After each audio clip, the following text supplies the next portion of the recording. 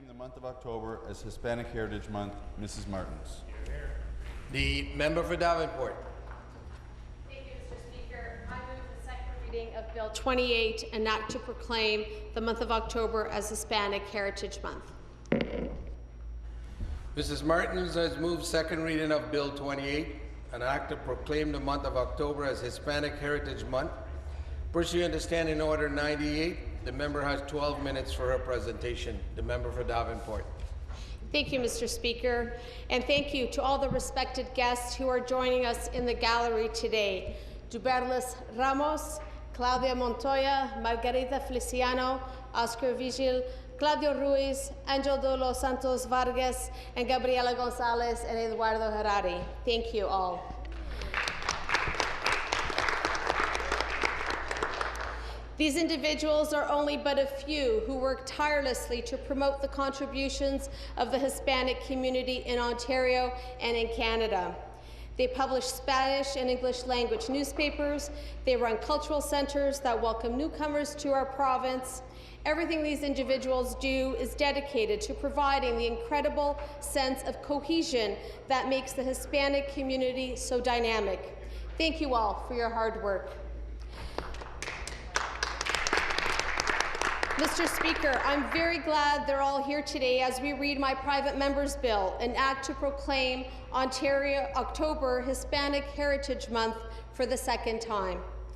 As a Portuguese Canadian, I feel a strong connection with Spanish speakers. Descendants of the Iberian Peninsula certainly hold similar traditions. Growing up and living in Toronto has only brought this point closer to home. I feel privileged that I've known prominent members of the Hispanic community for many years. My riding of Davenport has a large Hispanic population, and since I was elected in June, I've had the opportunity to represent the Premier and the Liberal Party at a number of Hispanic events in my riding and across the city. In July, I attended the incredible Salsa on St. Clair Festival. The festival ran for an entire week and included cultural events, delicious food, arts exhibits, and of course, lots of salsa dancing. I was also given the opportunity to speak at the 33rd Annual Hispanic Fiesta at Mel Lastman Square. It was a remarkable day, and I'd like to acknowledge Mr. Fernando Valadares, who co-founded this event 33 years ago and is still instrumental in its operation and growth all these years later. His La Flores charitable organization, based in my riding of Davenport, does amazing work across Ontario and in Central and South America. Then at the beginning of September, the Mexican-Canadian community welcomed me to two amazing events. I had the privilege of speaking at the Mexican flag-raising ceremony right here at Queen's Park, and at Viva Mexico Festival, which was held outdoors for the first time this year in Earls Court Park, right in the heart of my amazing riding of Davenport. By this time, I was starting to see a lot of familiar faces at these events, and relationships that had started off as professional acquaintances began to grow into real friendships. At the opening of the City of Toronto's Hispanic Heritage Month, I had a long discussion with Luis Ibarra and Stephen Wharton, the founders of Latinos Magazine, who will be joining me later this afternoon for our reception. I saw them again the week after at the Ibero-American Gala concert event, along with many other guests. I am touched and humbled by the warm welcome I've received from the Hispanic community since my election, and beforehand, actually. At this point, I really feel like an adopted daughter to this community, and for this, I'm very grateful. Muchas gracias. Attending these events over the summer and fall also helped me understand the community better and confirmed for me that the Hispanic community, very much like the Portuguese community, is dedicated, warm, and welcoming, and very engaged.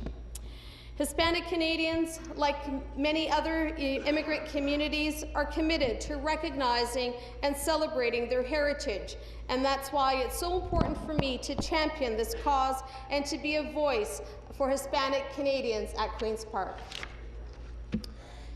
Peoples of Hispanic origin have made and continue to make significant contributions to the world.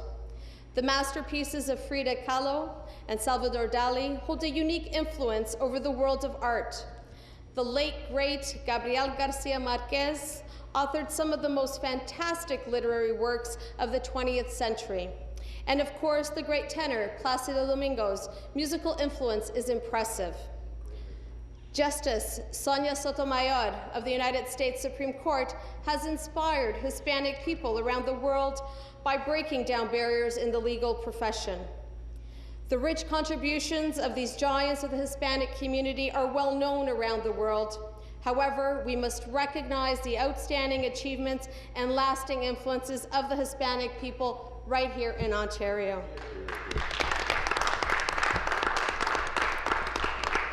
The Hispanic community in Canada was established in earnest at the turn of the 20th century.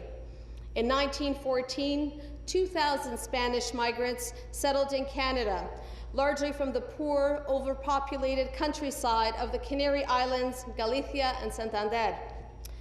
The Hispanic Canadian population experienced only marginal growth until well after the Second World War.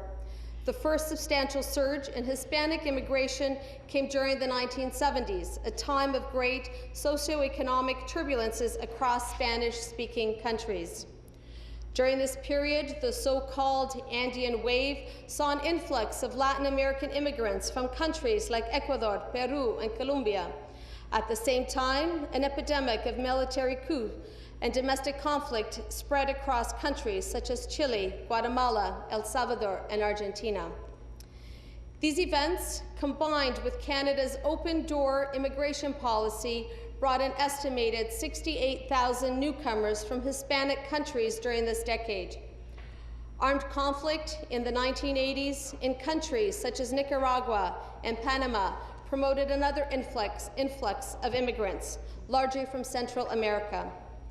Lastly, since the 1990s, Hispanic immigration has been characterized as a professional wave of Spanish-speaking individuals traveling to Canada to study and to work. Life in Canada was quite challenging for those who came during the initial waves. In particular, language barriers often made the transition to Canadian society difficult. These early immigrants experienced a loss of income and employment, and in many cases, racism and discrimination. Because of these difficulties, Hispanic Canadians began to gather in certain hubs around the province, such as Toronto's Kensington Market, which has always been a space for many new immigrants from many different countries. Despite immigrating from a number of nations, each with its own distinct customs, Spanish speakers offered each other a sense of community. Recently, the Hispanic community has exploded in size and become one of the most prominent ethnic communities in the country. It is now estimated that there are approximately 500,000 Canadians of Hispanic origin. Some estimates put this population substantially higher when you include non-citizens and permanent residents. In my riding of Davenport alone, there are approximately 10,000 citizens of Hispanic origin.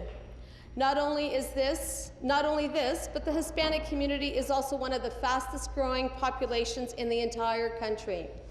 Between 1996 and 2001, the number of Hispanic peoples in Canada increased by 32%, while the overall population grew by only 4% during the same period.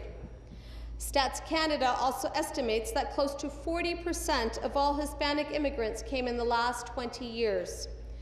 Spanish continues to be Canada's most spoken language after English and French, and has been the fastest growing foreign language spoken by Canadians since 2001. It's hard to argue with the fact that the influence of this population on our province is immense. Almost 50% of Hispanic Canadians have at least a bachelor's degree, and another 12% have a non-university diploma. What's more, the Toronto Hispanic Chamber of Commerce estimates the economic input of Latin American businesses on the Toronto area economy between $49.2 million and $73.8 million. Mr. Speaker, I'd like to now tell the story of someone who truly embodies the rich contributions of the Hispanic community to our province. In 1886, Alberto Guerrero was born in La Serena, Chile. Guerrero was a leading figure in the vibrant Chilean music scene and was the conductor of the country's first symphony orchestra. In 1918, Guerrero moved to Toronto with his family to teach at the Hamburg Conservatory of Music. Guerrero was said to have single-handedly brought the music of modern 20th century composers to Canada, being the first to perform the music of Ravel, Debussy, and Schoenberg. Guerrero extended Chile's musical culture to Canada and grew to become the most important music teacher in the country. He mentored young Canadian pianists, including Glenn Gould, arguably Canada's most celebrated classical pianist. Indeed, many have gone on to say that Guerrero is the unsung progenitor of our nation's musical culture. Guerrero's story is but one of many examples of the outstanding contributions which Hispanic Canadians have woven into the multicultural fabric of our province. The young professional working for a startup in Waterloo, the banker on Bay Street, the vendor in Kensington Market, the community organizer in Ottawa, and the barber on Finch. All of these Hispanic Canadians work to make Ontario a better and brighter place to live. It is precisely these stories that make it important to declare October Hispanic Heritage Month.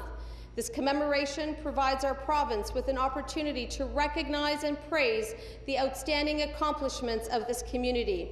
We as a province must pay tribute to the culture that binds us, that binds together Spanish speakers. We must educate future generations about the hard work, sacrifices, and the important role the Hispanic community has played in the building of our province. We've discussed similar initiatives at Queen's Park before. In December 2009, a motion was introduced to declare April Hispanic Heritage Month. The Hansard Show records of a lively debate on that motion with supportive comments coming from all parties. This year, however, with the encouragement of the Hispanic community, my bill identifies October as Hispanic Heritage Month. As the preamble to the bill notes, October is a significant month for the Hispanic community. Around the world, Hispanic countries share and celebrate their culture in October.